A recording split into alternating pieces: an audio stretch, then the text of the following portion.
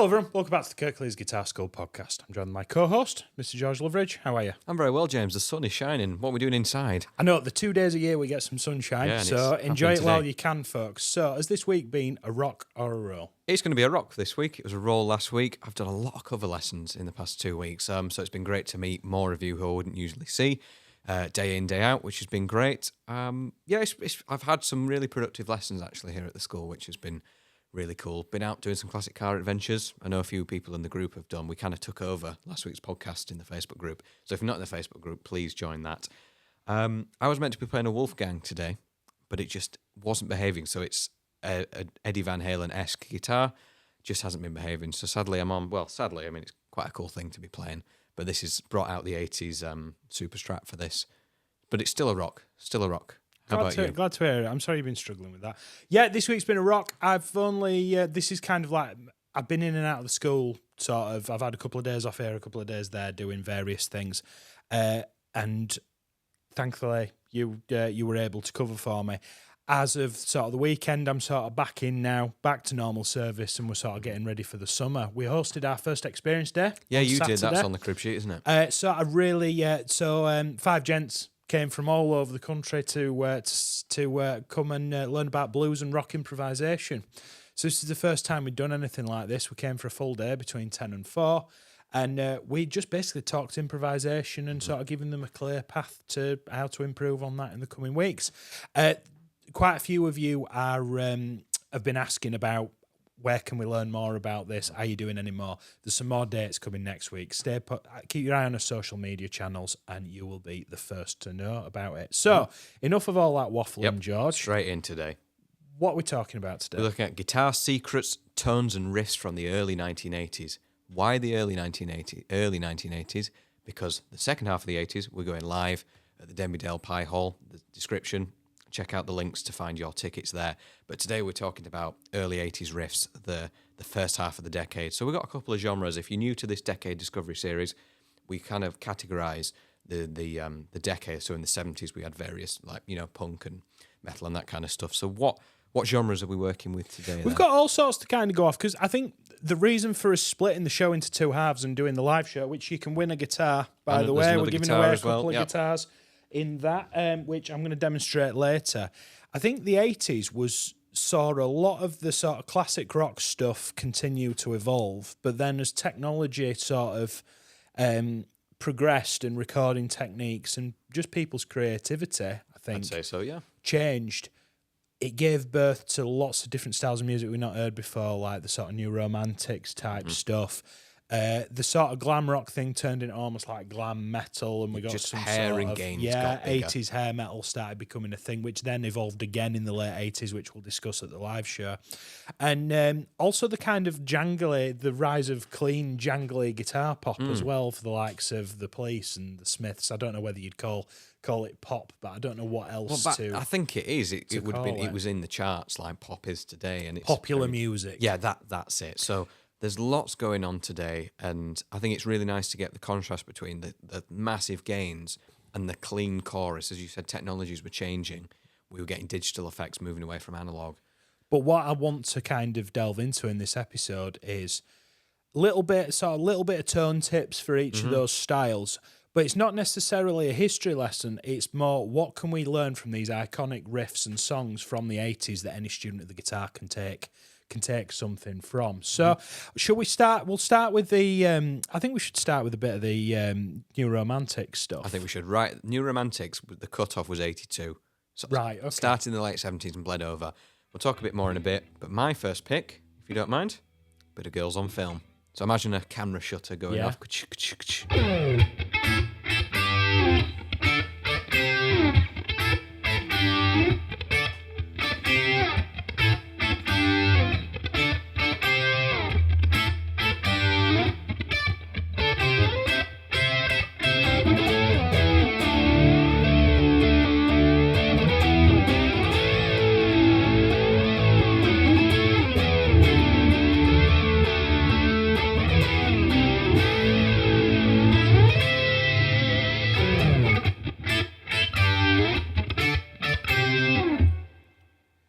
That is 80s in a bottle. It absolutely, yeah, it is. And we've got quite a lot of Duran Duran sort of featuring on the show today. But you love all this stuff, don't you? I said it in the 50s episode. I said it in the 60s. I said it in the 70s.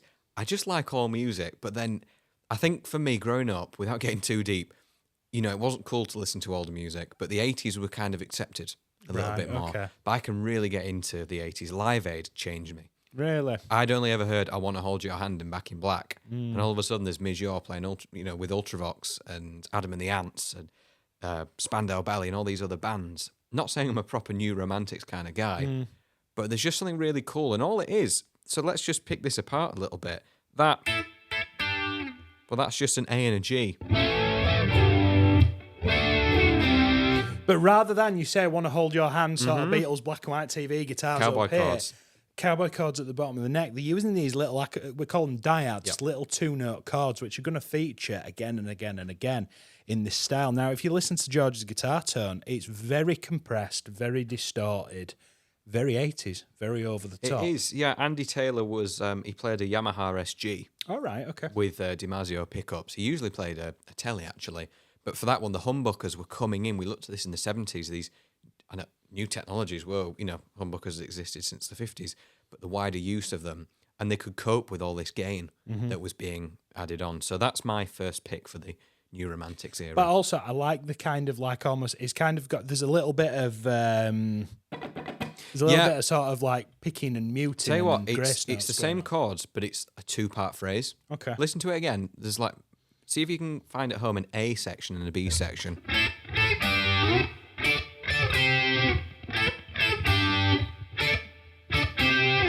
That rhythm is a really good lesson to learn, just waiting and hearing the difference. It gives it momentum in the song. Syncopation, well, there's a tune later on that I want to talk about, which kind of uses, it's a great lesson in students' timing. And those of you that are coming to see me over the next couple of weeks, I'm gonna squeeze it into our lessons because it's good. Right, let's get us. This isn't a Duran Duran podcast. It's not an artist profile. No, not yet. But I want to. It kind of bolts on really nicely to what you've done there. So I chose "Hungry Like the Wolf." Tune. Now it kind of has this kind of rocky undertone, but still keeps this kind of like syncopation, funky kind of.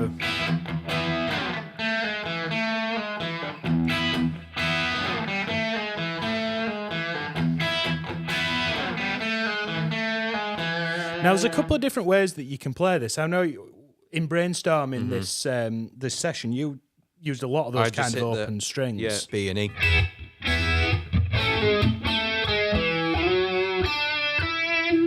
But what I like to do is I like to play a power chord there. An E. Are you hitting E5 everything open? And I'm hitting all the string. So what I'm doing there essentially is I'm stacking 3 power chords on top of each other. Remember, 80s, more is more. I'm sort of using the classic rock setup today because this is... You'll need it, though, and I think that's the best guitar in your arsenal at the minute. I can't put it down. I can't put it down. I'm thinking about getting rid of the other LP, But anyway, when we started this podcast, we said, let's use a different guitar every week. James is just going to use that every week now. Forever. Yeah. But then, by contrast, you've got this little... And you're playing on the major third of the chord, which is G sharp. And I think because you're going from the sort of light and the shade, you're going from this heavy power chord. And coming from rock and metal, I'm expecting everything to be in a minor key. It don't sound right, does it? We'll talk about the Smiths in a little bit, but it's that kind of like, it's that contrast between quite heavy guitar tones, but then lots of major chords and lots of major keys and major tonality, which means that it sounds happy. I think that's the whole New Romantics thing. You get the Culture Club, and it's not happy, but there's, Spandau Ballet and Adam and the Ants did have some really serious songs, actually, and that just summarise it really, that major-minor relationship in the songs. So where are we going next? We're going to Ultravox. Okay. Oh, Vienna. So I'm going to talk about Dancing with Tears in My Eyes. I watched Live Aid when I was actually ill from school. I was put in front of the TV, watch this, And there's this guy that came on Mijor who was almost the brains behind Feed the World, the Christmas tune. Okay. I know there's Bob Geldof, but Mijor doesn't get enough credit. But he came on stage with this Ibanez that was grey, had a grey body, grey fretboard, grey neck, grey headstock. I've never seen anything like it. Matching huge trench coat. And he had a pedal board, like a synthesized pedal board, and he's just playing lots of distorted chorus. Okay. Now, this song is just a couple of chords, but when you pair it to the chorus and the drive, it makes it the song that it is.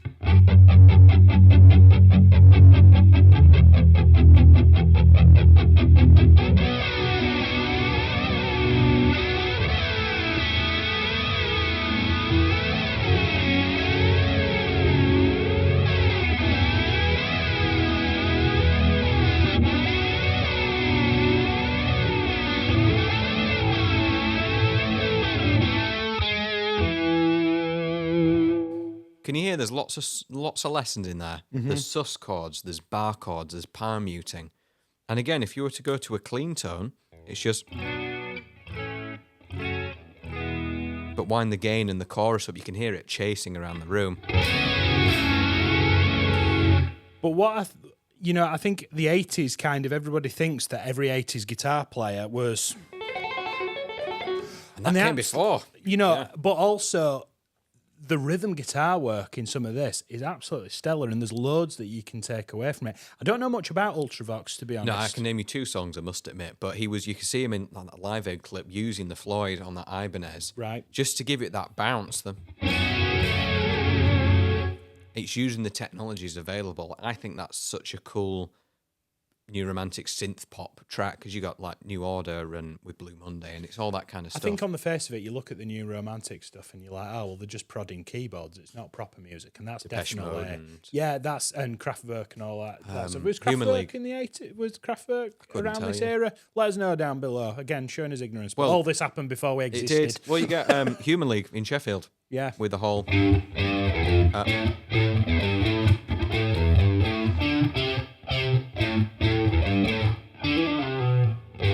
Oh, you can tell we didn't practice that. Didn't you? Yeah, but that Don't You Want Me Baby, yeah, that's just F and G, the verse. You were working as a cocktail in a waitress bar. Yeah.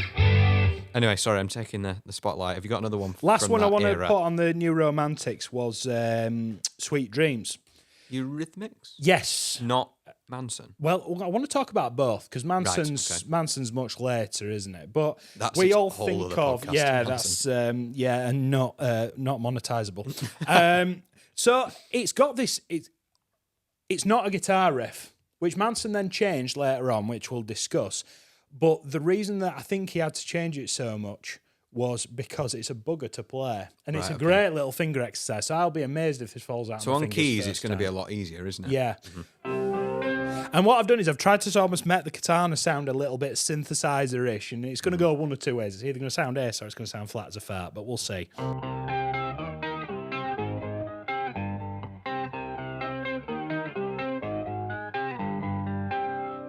So what I'm seeing there, let's go back to a bit of a sort of bit more of my wheelhouse. We've got octaves in the key of C, minor. Yep. We got up to E flat. Again, Then going to drop down to D. No, we're back to the root. So that's giving your. It's involving string skipping, Alternate picking. It's giving you picking a really good workout. You're then going to go to A flat, hit the octave, Ooh. and that's the one that's going to trip you up. That's C again. It's the major third in the chord. And then you're going to essentially do back to G. And down. I think it's because it's so slippery. Mm-hmm. It doesn't stay in one place for too long.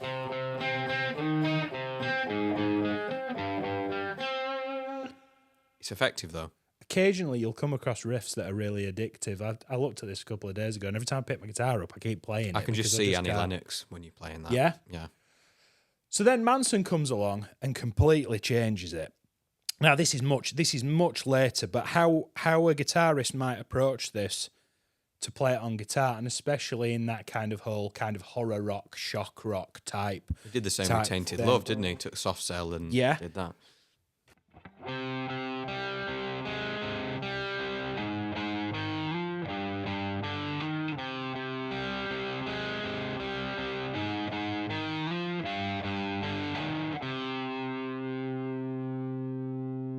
So I'm leaning into that minor key even more. Yep.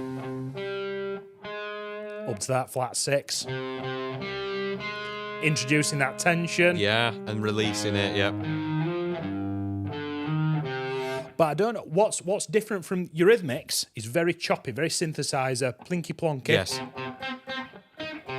Very staccato. Oh, that was cute, wasn't it? It almost makes it look like we know what we're doing. Manson, very legato. Right. Very. Can you hear how I'm letting the notes bleed into each other? Rather than palm muting. And what that does is it adds to the... It's those two notes, it's those two intervals, so it's like, oh... Yeah, it's a bit much. And then it's all right in the world again.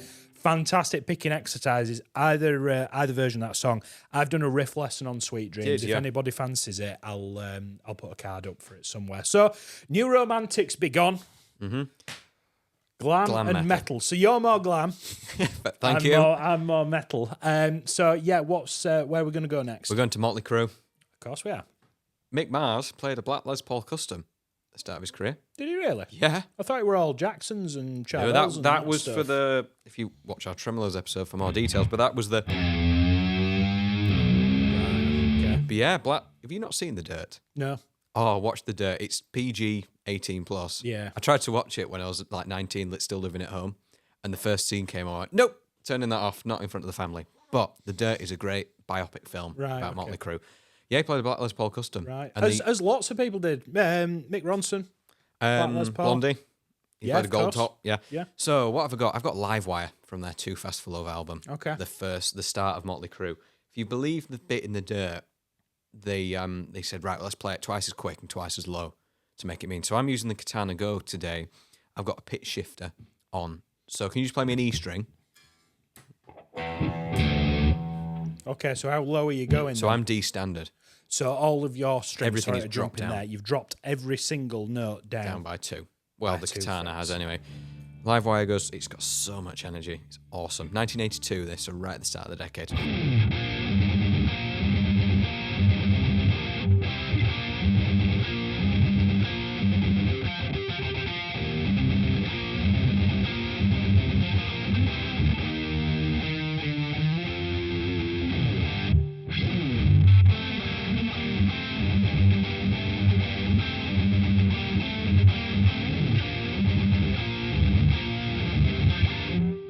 Messed it up a little bit, but I was just a bit excited.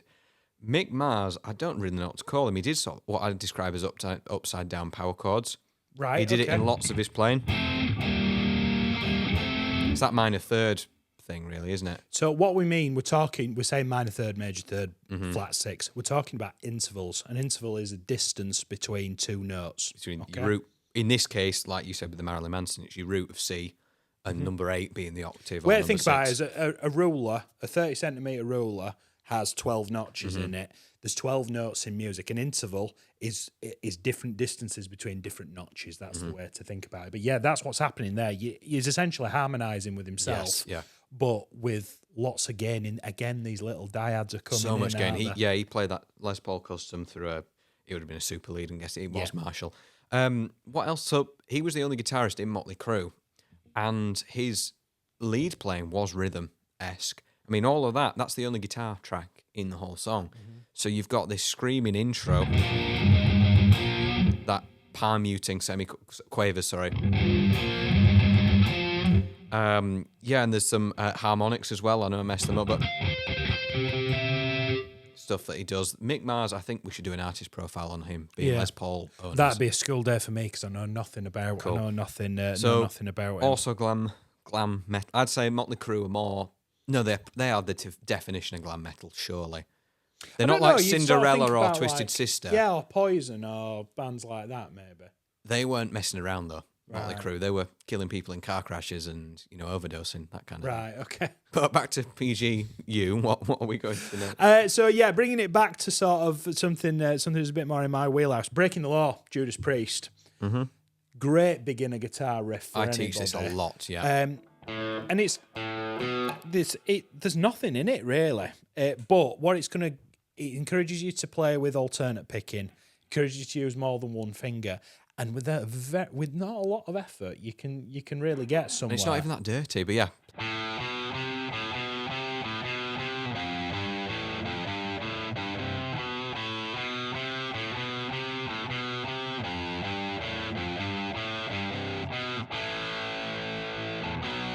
C, G, etc. Yeah, see, that's another. I bring that in when we're ready for alternate picking, said student, and power chords, because you've got 2 bars on each power chord and they just ring out. You don't have. A lot of students feel like you're dumbing them the song down for them. No, but that's what. But you're not. But that's the point. The song isn't. That's what it does, and it just sounds cool. But I think as well, talking about, I think riffs resonate with so many students of the guitar because you're not sort of committing to learning a full song. It's just one little bit, and can I play a little bit of something that's recognisable? And that riff is a really great place to start. Respected massively in the guitar community. But again, we're constantly on the lookout for songs that have even the chorus. What's the chord in the chorus? It's just an A. Is it just an A?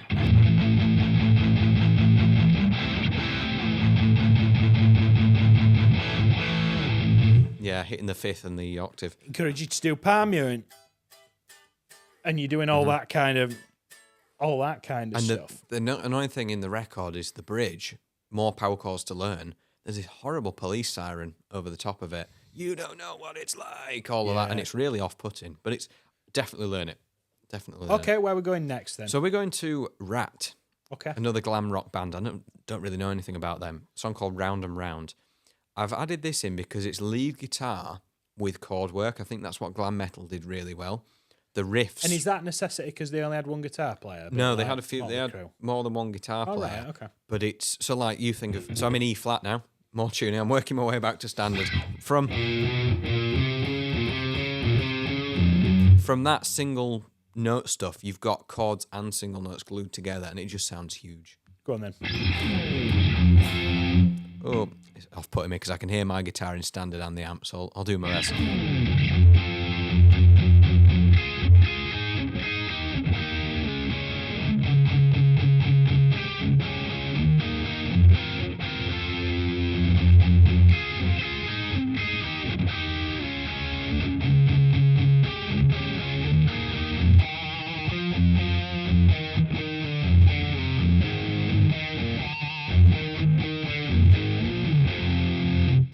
That's in F. What an awesome riff. Can I do it again? Because that was in F. No wonder it sounded naff.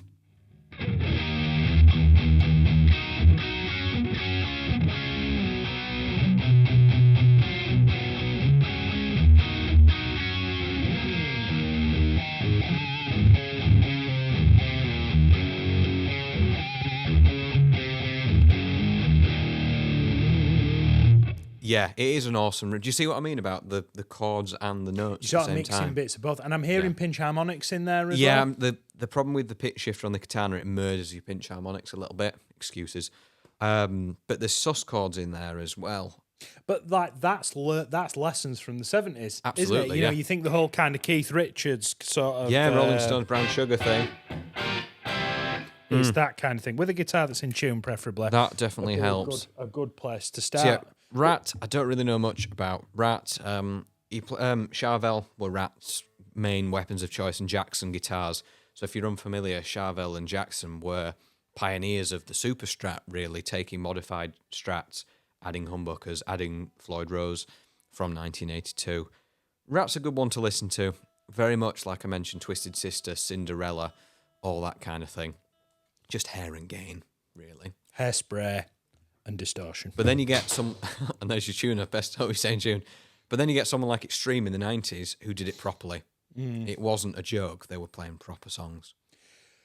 Final one I want to add on to the glam and the metal. We couldn't be the 80s without talking about Mr. Osborne, particularly Randy Rhoads. Yeah. One of my favourite guitar players ever. You introduced me to Randy years ago, and it's left a mark ever since. Blizzard of Oz is an excellent album. Everybody should listen to it. The guitar work on it is absolutely stellar. So I've gone with the obvious choice for that, which is Crazy Train, and I'll tell you why. I'll tell you for why. Any guitarist that's studying rock music needs to learn how to play the natural minor scale. Yeah. Or some people call it the Aeolian mode, right? Crazy Train uses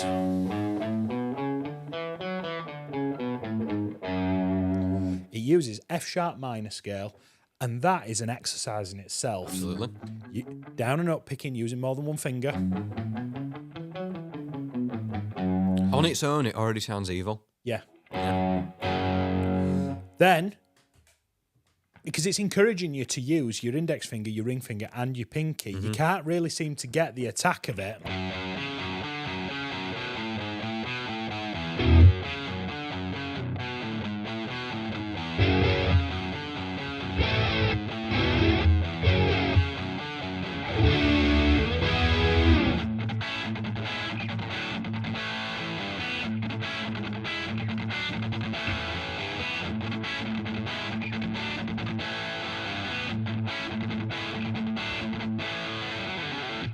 Yeah, we've done it we've done it several times on the show, haven't we? That jam. It's just awesome. So what I'm hearing, I've got excellent alternate picking practice for that, and it's kind of almost like a spider exercise, but loads more fun. Yeah, it's giving the spider exercise meaning.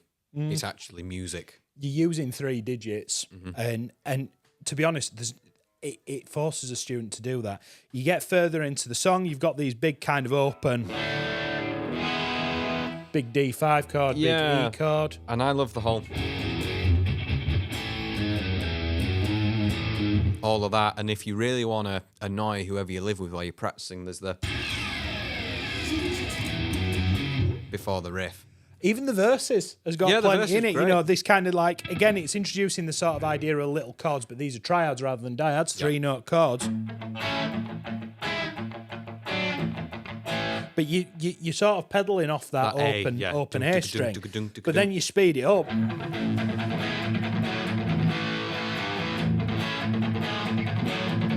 Full of... those triplets are not to be messed with. No, it makes me sweat. Even though... You know, even into the solo. My favourite line.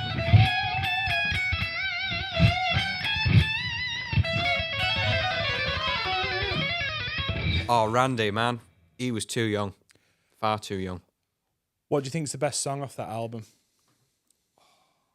Mr. Crowley. Do you think so? Has the best...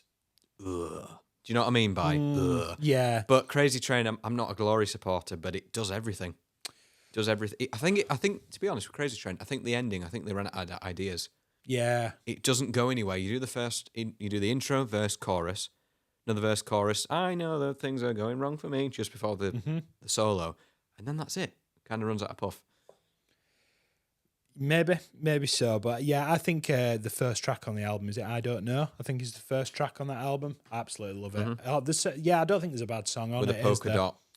Yeah, V. Guitars, And it had Les Paul custom user. He had an ivory one with, I think there were JMPs, because it's a little bit later on. I think it was Marshall JMPs Randy used. But yeah, Speaking of which, just before we get into some more, because we've got an handful of more songs to have a look at.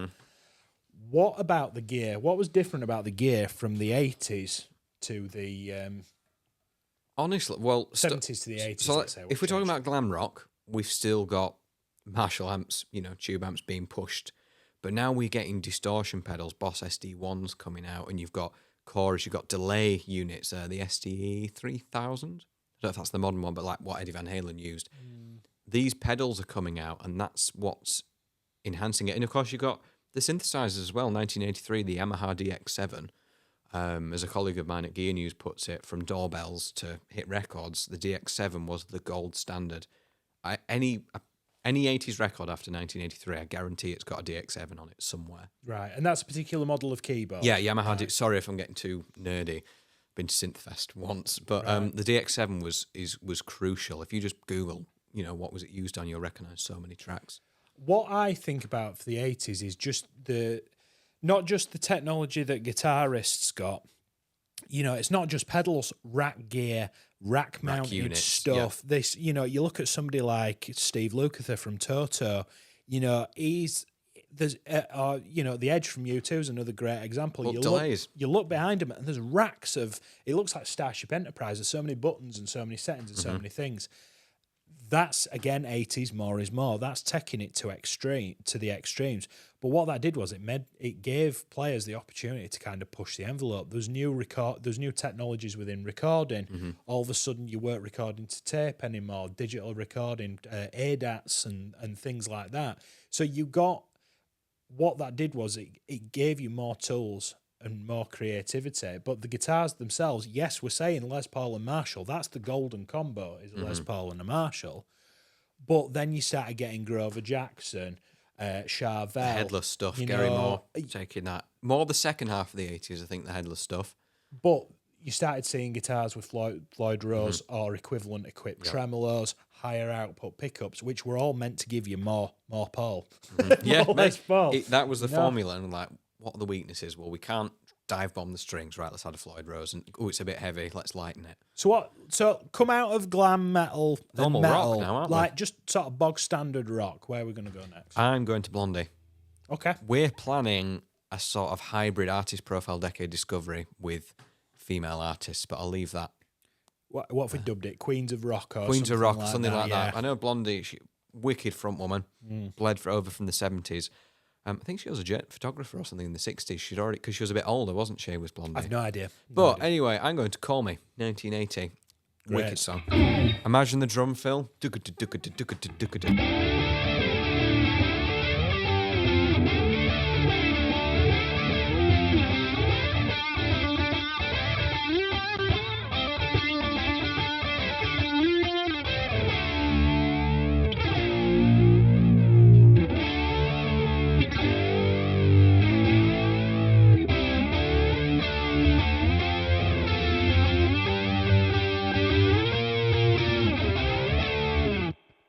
Call Me is one of my favourite pop rock songs of all time. I might have to agree with you. So as a band song, it's so fun to play. Yes, which we've done on more than one occasion. We've gigged it a few times. Yeah, so what's going on there?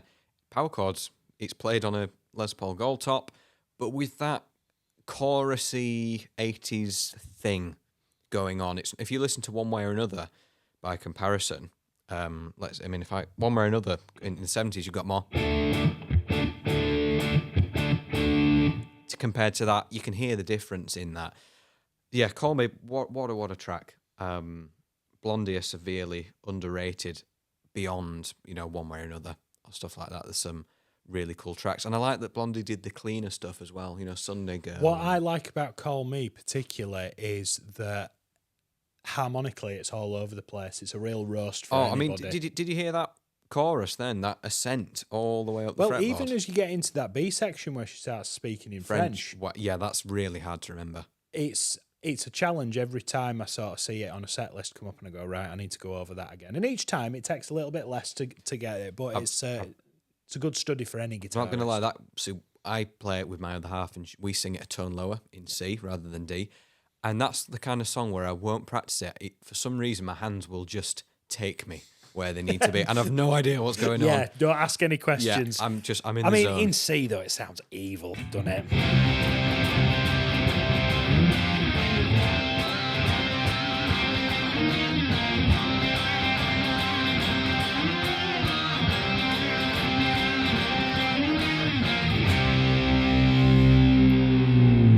I think it's just that key in general. Anything we do hot stuff a lot as well. Yeah, it's in G 70s? normally. G, yeah.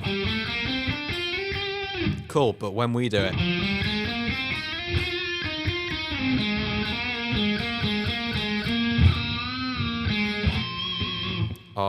right, another episode. Okay, we need to rattle on, otherwise we're going to be here forever, aren't we? So I'm going to. Should I stay or should I go? See, we included that in the 70s episode. Were we wrong? I think off the top of my head, I think it's 82. Correct. Yeah, I will. I'll put it in. I'll put it in post. I'm 99.9% sure, but this is the one that I want quite a few students to the school to have a look at over this week because it doesn't start on beat one. It starts on the and. Do you remember that band we had here that studied it and they all threw their toys out because of that starting chord? Yeah, and I'm like, it's a quaver. Calm down. So what we're talking about, if I asked you. If I asked you to play a D chord at home, right, and I said, right, I want you to play 3 D chords. I'm going to count you in. I'm going to go 1, 2, 3, 4, and I want you to play those first three notes. You got. Okay, that sounds like should I stay or should I go? But then once you put a drummer in, it doesn't. Goes wrong. It doesn't marry up, and everyone's looking at each other wondering what's going on. So sometimes you might have heard on TV people like in sort of like dance, like Strictly Come Dancing and rubbish like that I don't watch. But you'll hear people go 1 and 2 and 3 and 4 and they're counting quavers. So instead of splitting the bar into 4 equal parts, we're splitting it into 8 equal parts. So if we were to come in on the and of 1, what that means is I'll count you in, but I don't want you to play that first D chord on the 1. I want you to play it an 8th note after. I want you to play it on that. So I'd go 1, 2, 3, 4, 1. Mm-hmm. Yeah, it's a nanosecond, but it makes all the difference. And that combined with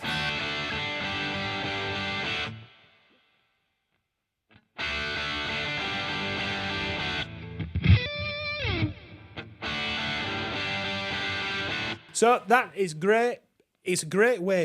It's a great way to bridge the gap between teaching a student cowboy chords and playing something a bit rockier. Because they dig in hard, don't they? They really do, yeah. And I mean, this is the clean channel on this amp, believe it or not. I'm really digging in thanks to this this great new humbucker that I'd put in, yeah. But even it goes G to F. Again, it's an excuse to sneak those vegetables in, sneak those bar chords in, you know.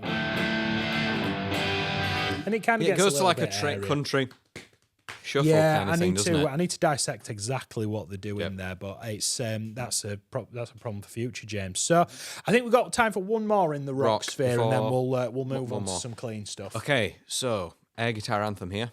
Can you vamp a C semiquaver for me, please? And can you palm mute it as well?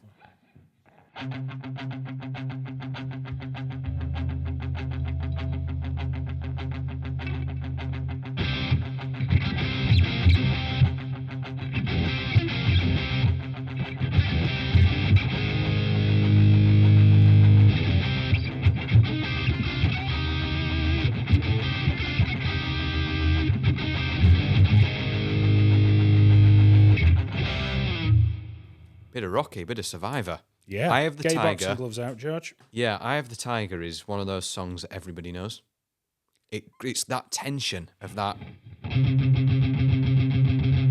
That's just bit, and then you sort of hear that piano go, bow, and it's the whole punchy, and that's really weird. But you know, what's what it makes you do, isn't it? From the Rocky film, is it Stallone who plays? Yes. Yeah. So what's going on there? Power chords. Yep. Palm muting. Getting those little dyads out further up the neck. I haven't played those until I did my research for this. I knew they did something else instead of you could just repeat if you were to come for a lesson with me and you've just got your power chords. You could sit on those chords all the way through, but it's the going from G to G sharp. That's the Jaws thing, that tension. But then when you go G sharp, it resolves back on C. Everything's all right. Everything's right in the world again. Yeah, and I think it's just that sort of. There's some songs that kind of are sort of put into a bit of a comedy category. Either we'll learn to play, you know. If there's a fight scene in a film, like a comedy film, they play Eye of the Tiger. But there's a great lesson in that. Now, if you want me seen Dead playing that, another one that you can look at, which kind of has a similar vibe with the sort of semi-quavers, is Edge of 17. Oh, yeah, you know? 70s.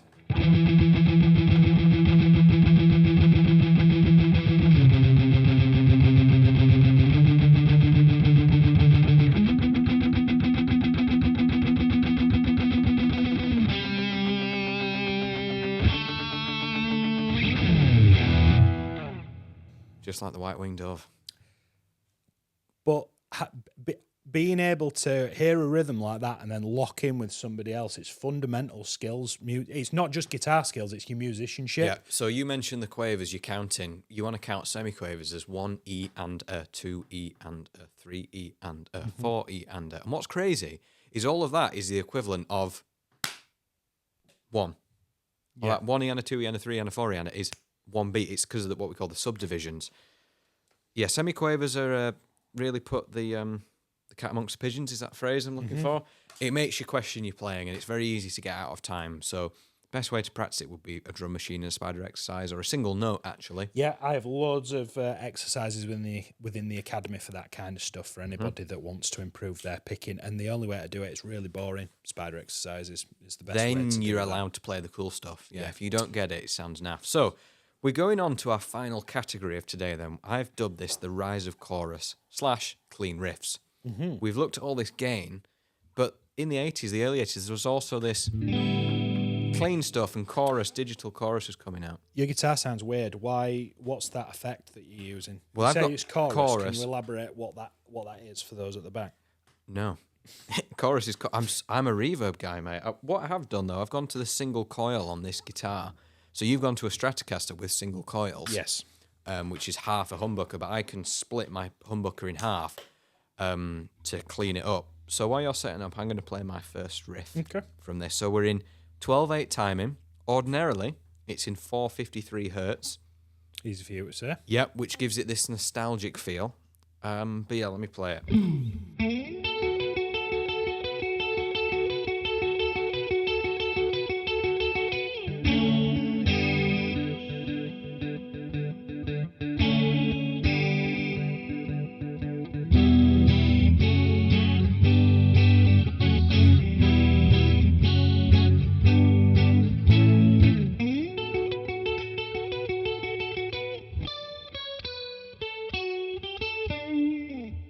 Tears for Fears. You can't not bop your head to that tune, can you? I know we said Girls on Film was 80s in a bottle.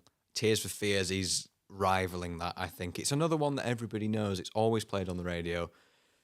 He plays that on a Strat, I think. Right, it's got some really crisp... There's two solos in that song. There's one halfway through which has got this kind of double stopping... that kind of thing, but then there's a distorted solo at the end of the track. Right, okay. I think that song is...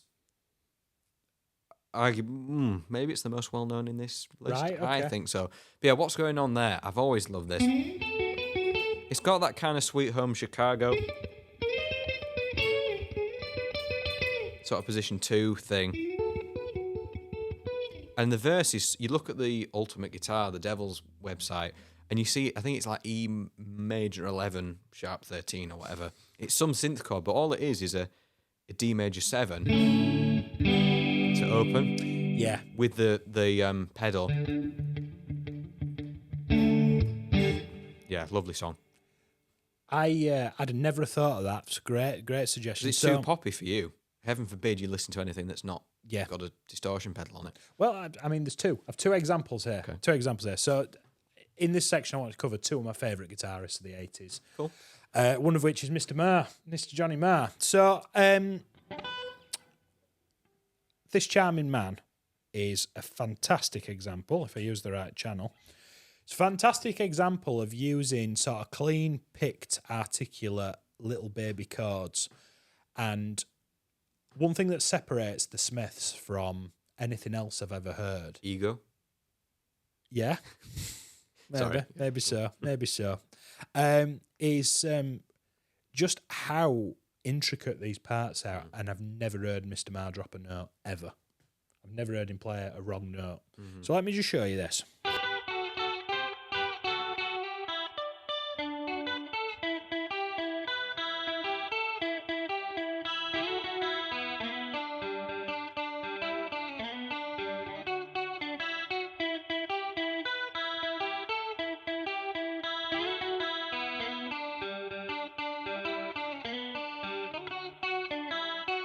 Whoever wins that guitar is going to be one lucky person. That sounds awesome. It does, doesn't it? Sounds really nice. I've done a load of recording for some. I'm doing some backing tracks for some courses at the minute, and my other Strat's upstairs, and my other one's at Aquas having a treble blade put in it. So I'm just like, I'll just play this.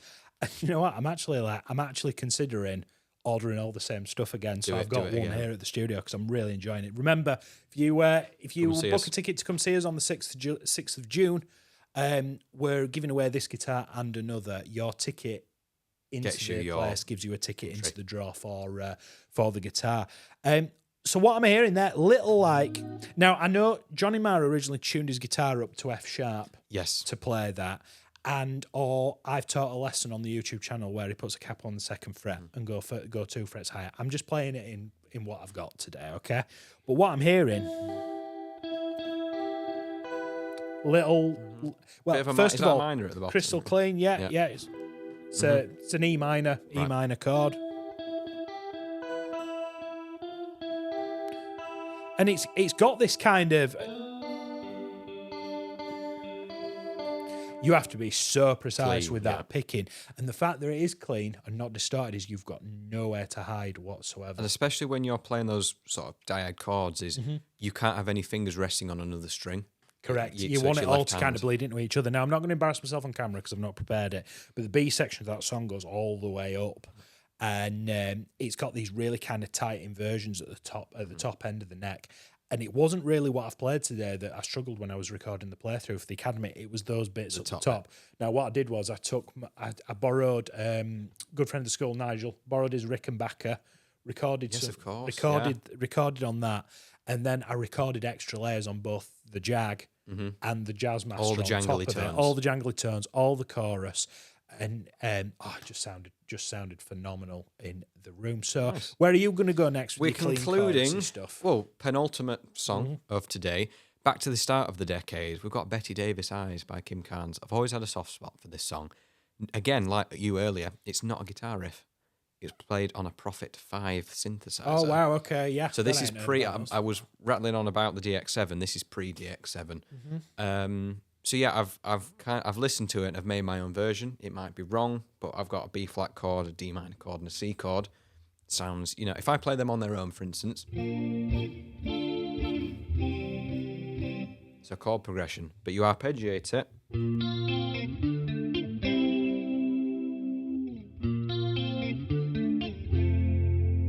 In the progression, every now and again in the verse, I don't know the exact intervals, it grabs that F chord.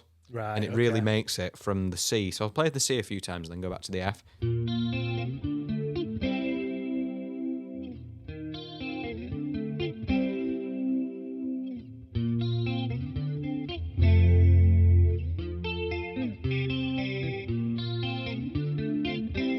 It's really simple, and that second verse has got a... Do you know the song? I recognise the riff. I've got a melody sort of swirling around it back. The second verse has this really cool syncopated drum part, clap. Okay.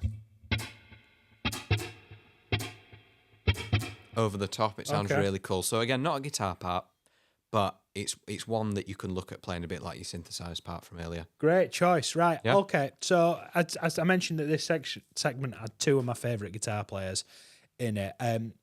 The second one's Andy Summers from The Police. Yeah, he's one of those players I never looked at because he just plays so peculiarly. Very niche kind of stuff that he's doing. So a lot of, and this isn't, I'm not completely putting him in a box with this, okay? But he tends to do a lot of these kind of like spaced out open chords where you're essentially, it looks like you're stacking two power chords on top of each other. And I've done quite a few lessons on this stuff now. Well, what I wanted to choose was Message in a Bottle would have been the obvious choice, but I didn't want to go for that. I wanted to go for, he says. And because Message in a Bottle is two guitars, there's harmony on it, yeah. Yeah, good point.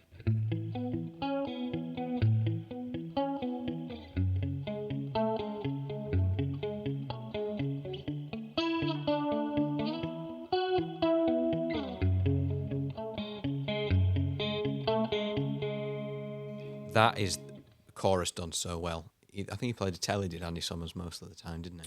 Yeah, a couple of guitars. He's well known for playing a telly with a humbucker in the neck. But I mean, most live clips I've studied of him is playing a red Strat. Red Strat, yeah. But what I'm doing there, I'm taking the Message in a Bottle thing, but then I'm adding an extra. Well, I'm not. Andy Summers is adding an extra note in there, which makes the chord either major or minor. Because at the minute, there's no kind of tonal centre there. It's a bit like a power chord. It doesn't sound neither happy nor sad. But then you put that note in, it becomes major. Just as we go down to F sharp,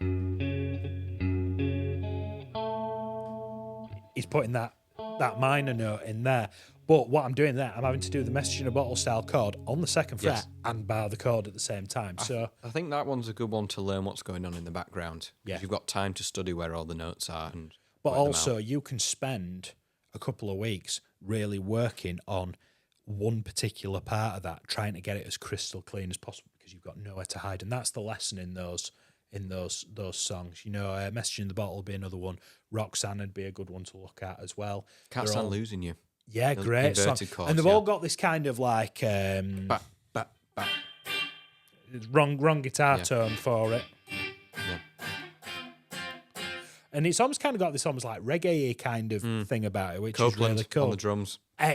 One of my Fantastic favourite drummer. drummers is Stuart Copeland. Yep. So yeah, what a band! And unfortunately, the best bands all seem to fall out, don't they? They do. And don't play together anymore, which is a crying shame. So on that note, I think we'll conclude our podcast there. So just our final reminder: we're going to keep talking about it until live it show. happens. The live show. If you enjoyed today's episode and you would like to see the second part of this, we are live at Denbydale Pie Hall on Saturday, this 6th of June. In the first link in the description, you'll be able to see I've put the details there. If you click on that link, that'll take you to our events page, and you can learn more about the show and potentially bag yourself a couple of tickets And a guitar. and even walk away with a guitar. So thank you very much for watching, everybody. We'll see you next week.